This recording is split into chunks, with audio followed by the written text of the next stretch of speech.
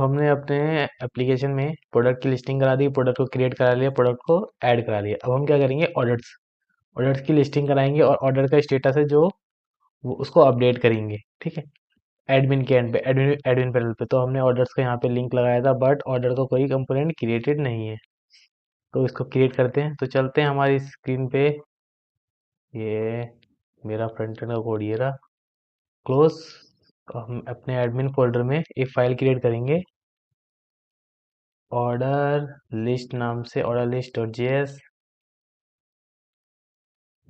Same सारी चीज़ों को हम इंपोर्ट कर लेते हैं जो हम प्रोडक्ट लिस्ट में जो इंपोर्ट करी थी। कंपोनेंट बनाएंगे, कॉस्ट ऑर्डर लिस्ट,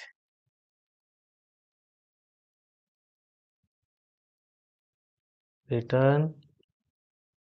यहाँ पे अपना ये फॉर्मेट को कॉपी कर लेते हैं,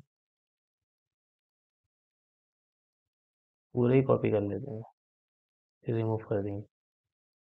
पूरा कॉपी कर लिया। मुझे यहाँ से इस टेबल की बॉडी को यहाँ से ये रिमूव कर लेते हैं। और यहाँ पे सब कुछ क्रिएट, ऑर्डर क्रिएट का कोई लिंक नहीं होगा। यहाँ पे होंगे orders.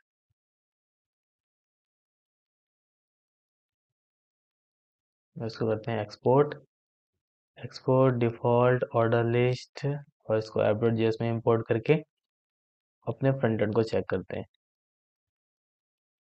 Import product list from and pages slash admin slash order list.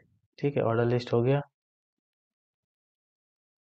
अब हम उसका राउट बनाएंगे, सेम कॉपी पेस्ट।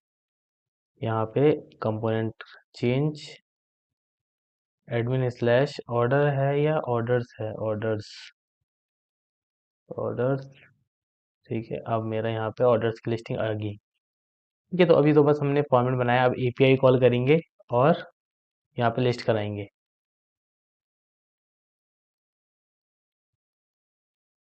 ठीक है, तो एपीआई कॉल करने के लिए हम एक्सियोस इंस्टॉल है पहले से ही, तो इंपोर्ट कर रखा है। कौन सबसे पहले स्टेट वेरिएबल बनाएंगे, orders, set orders,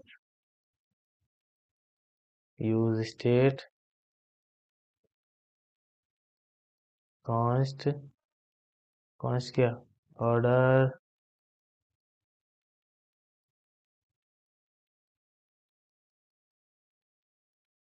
gate orders. ठीक है, हमारा try catch, error, E double R O R, error. अगर कोई एरर मिलती है तो फिर टोस्ट, हमने वो भी इंपोर्ट कर रखा है, टोस्ट डॉट एरर। यहाँ पे custom message, please try again. अब यहाँ पे हम ईपीआई कॉल करेंगे, कॉन्स्ट रिस्पॉन्स, रिस्पॉन्स को चेक करेंगे जो कहाँ से आएगा, मेरी एपीआई कॉल करने से, एक्सियोस डॉट गेट। एपीआई का एंड पॉइंट क्या है, एंड पॉइंट देखने से पहले इसका बेस यूआरएल कॉपी कर लेते हैं हम, कंट्रोल सी। यहाँ पे हम को पेस्ट किया। ठीक है, slash API slash order listing की एपीआई का यूआरएल क्या है, मेरा ऑर्डर। ठीक है, ये जो लिमिट और ये जो पास कर रहे हैं हम यहाँ पे क्वेरी, क्वेरी पैरामीटर में बाय डिफॉल्ट यहाँ पे 10 और 1 है, और बैकएंड में भी 10 और 1 है, तो इसको पास नहीं करेंगे तो ऑटोमेटिक एंडल हो जाएगा। फिलहाल के लिए इसको पास नहीं कर रहे हैं, we are just making it simple. और यहाँ पे हम क्या करेंगे, हेडर, हेडर्स में हमारा ऑथेंटिकेशन टोकन यहाँ पे पास नहीं कर रहे हैं, हम प्रोडक्ट फॉर्म में पास कर रहे होंगे, मेरा ऑथेंटिकेशन टोकन। ठीक है, ये अवेट है तो ये होगा एसिंक। मेरा फंक्शन रेडी है,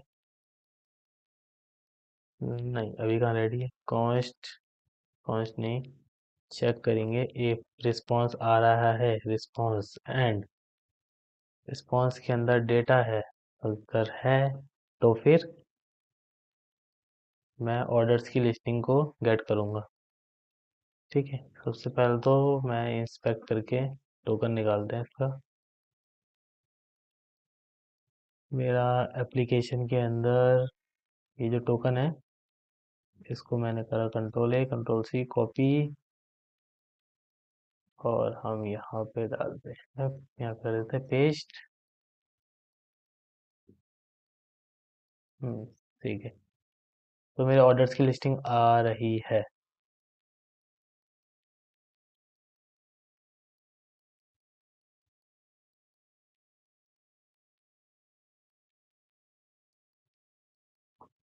ठीक है, तो यहाँ पे ये ध्यान रखना है, मैंने इसमें एक ऑल ऑर्डर्स की जो एपीआई थी, तो उसमें मैंने जस्ट मतलब एक छोटा सा मॉडिफिकेशन किया है पहले,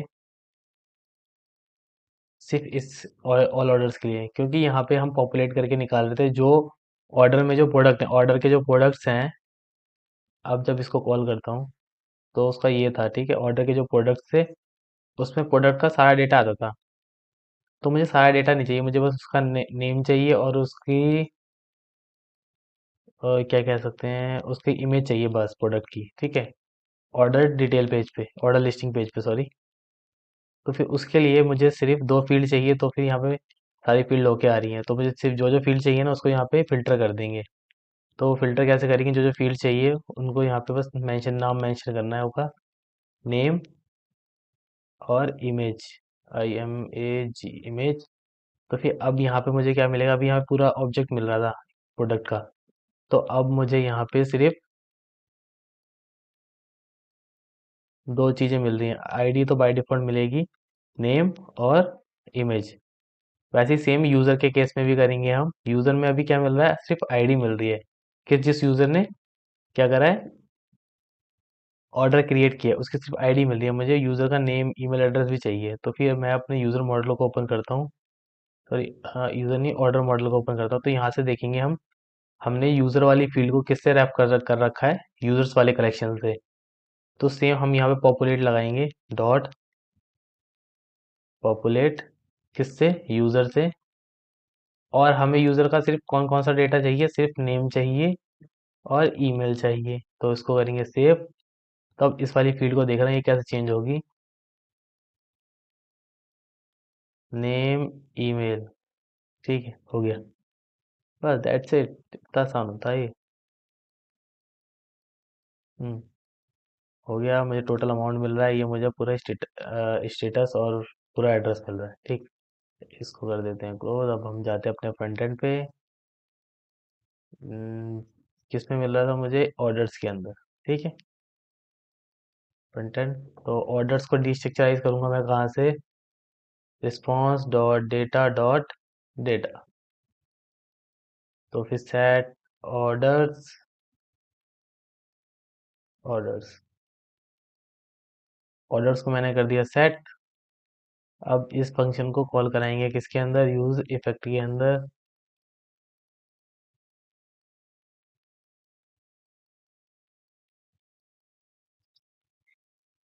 ठीक है, हो गया। अब इसको सेव करते हैं। अब हम अपने फ्रंट एंड पेज पे जाते हैं, नेटवर्क टैब में देखते हैं कि एपीआई कॉल हो रही है, हाँ हुई। उसको ऑल ऑर्डर लिस्ट, ठीक है, ऑर्डर की लिस्ट आ गई मेरे पास। मेरे पास डेटाबेस में एक ही ऑर्डर है, तो इसलिए एक ही ऑर्डर आ रहा है। प्रोडक्ट्स के अंदर मुझे प्रोडक्ट मिल रहा है, ठीक है, और यूज़र भी मिल रहा होगा मुझे, ठीक है। अब इसको बस हम लिस्ट कर शो कराते हैं, सीरियल नंबर रहेगा ही। यहाँ पे आ जाएगा क्या, यूज़र का नाम, यूज़र की डिटेल्स, कंटेंट का है, ऑर्डर लिस्ट, इसको चेंज करते हैं, ठीक है। यहाँ पे आएगा मेरा प्रोडक्ट, जितने भी प्रोडक्ट उसने काट कर वो बाय करे हैं, ठीक है। प्रोडक्ट के बाद क्या लिखें, नहीं यहाँ पे प्रोडक्ट नहीं, यहाँ पे कर देते हैं यूज़र, जौन सा यूज़र ने बाय करा है। उसके बाद फिर प्रोडक्ट, प्रोडक्ट्स के बाद हम कर देते हैं एड्रेस, एड्रेस पूरा। एड्रेस के बाद और क्या है, स्टेटस, ऑर्डर का status and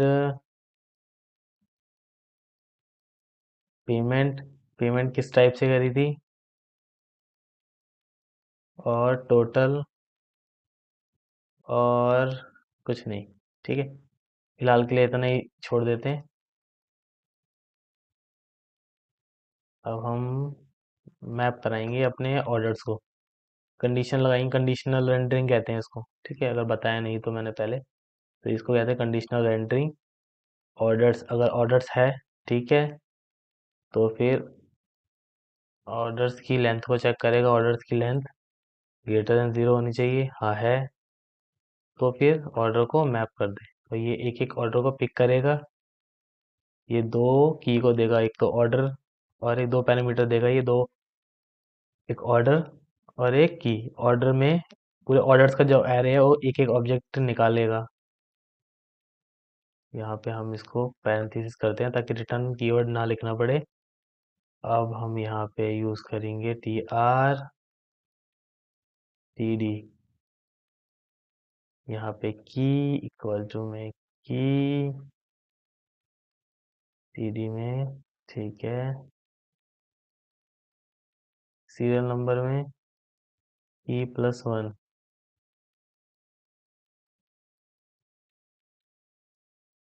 order dot user dot name, एक तो उसका नेम शो करा दिया हमने और उसका ईमेल एड्रेस भी शो करा देते हैं।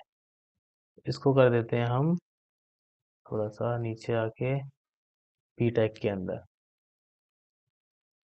ये हो गया नेम, ये हो गया ईमेल। सेम सेम हम करेंगे product.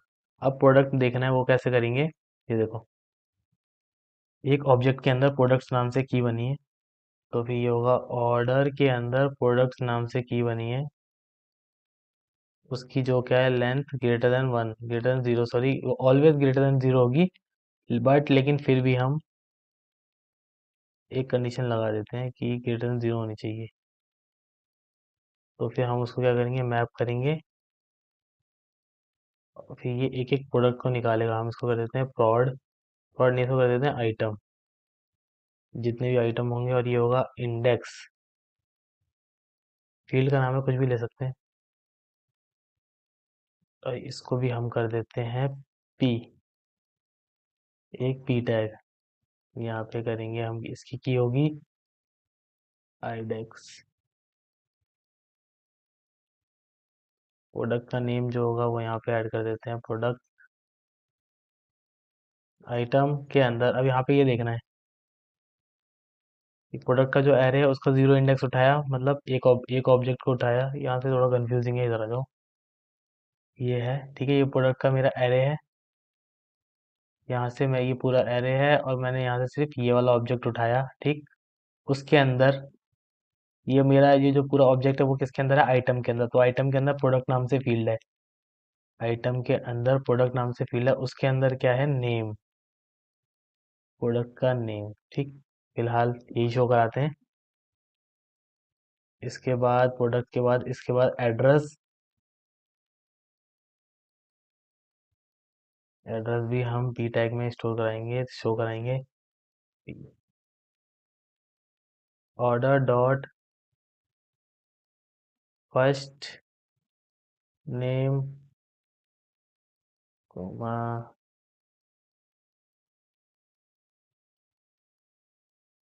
Order dot second name, और बाकी सारी चीज़ें क्या क्या है, फर्स्ट नेम होगा, सेकंड नेम होगा, address, address two city state zip, ठीक है, city state and order dot zip, हो गया। एड्रेस के बाद हमारा क्या है, स्टेटस, स्टेटस के लिए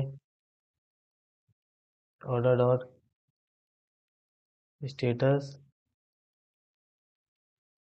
यहाँ पे order dot payment type, payment type ही है ना, पेमेंट टाइप, ठीक है। उसके बाद टोटल, टोटल अमाउंट, ये मैंने कर दिया सेव। चलते हैं अपने फ्रंट एंड के पास। क्या चीज़ें आ गई? हाँ बिल्कुल आ गई। यूज़र आ गया, यूज़र का नेम, उसका ईमेल एड्रेस, उसने जो प्रोडक्ट को बाय किया था वो, और उसका एड्रेस मतलब उसका नाम। ये तो फर्स्ट नेम सेकंड नेम है ना यार, इसमें कॉमा थोड़ी आएगा। ठीक है, ये नाम, फिर उसका एड्रेस, पूरा फुल एड्रेस, स्टेटस क्या है, पेंडिंग है, कोड, कोड मतलब सीओडी है ये, पेमेंट स्टेटस, पेमेंट टाइप क्या है उसका, और टोटल अमाउंट कितना है ऑर्डर का। तो मेरी ऑर्डर्स की लिस्टिंग भी हो गई है। तो अब इसमें क्या रह रहा है, इसमें एक चीज़ है, यहाँ पे प्रोडक्ट है ना, तो कितने प्रोडक्ट बाय करे थे उसने, मतलब प्रोडक्ट की क्वांटिटीज ये सारी भी शो करानी चाहिए ना। तो चलो वो भी करा ही लेते हैं। क्या करें उसके लिए, हम अपने जाते हैं फ्रंट एंड कोड पे। यहाँ पे एक काम करते हैं, इसकी के अंदर आइटम डॉट प्रोडक्ट डॉट, नहीं आइटम कितने प्रोडक्ट बाय करे थे वो तो ऐसे मिलेगा ना।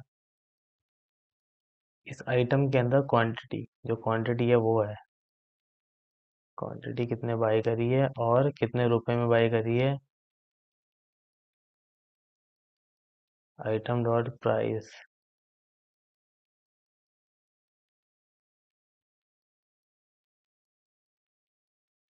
प्राइस पता नहीं चल रहा है, इसको आगे कुछ लगा देते हैं, RS।